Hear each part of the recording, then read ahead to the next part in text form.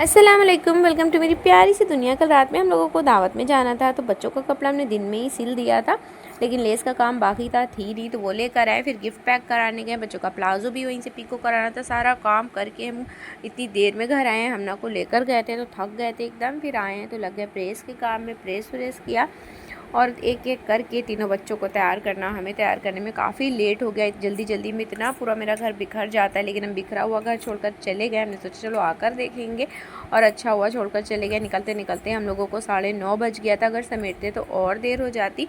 हानिया मायशा को इतनी देर हो रही थी, भागी जा रही थी अकेले अकेले। फिर वहाँ गए तो सब लोग खाने पर बैठ चुके थे, अप्पी भाभी सब लोग। फिर हम लोग ने भी खाना खा लिया। खाने के टाइम इतना ठंडा हो रहा था, जैसे लग रहा था बहुत सर्दी आ गई है। फिर बच्चों ने स्टार्ट कर दिया अपना मेन काम, जिसके लिए ये लोग दावत में जाते हैं। इतना खेल रहे थे, इतना शोर मचा रहे थे, हमें तो डर लग रहा था कोई इन लोगों को डांट ना दे। फिर हमने सोचा चलो शादियों में जाते हैं, दुल्हन देखते हैं, किके में आए, बच्चे तो देख ही ले। फिर बच्चों को देखा। हानिया मायशा हमारा तीनों सेम सेम ड्रेस पहनी थी।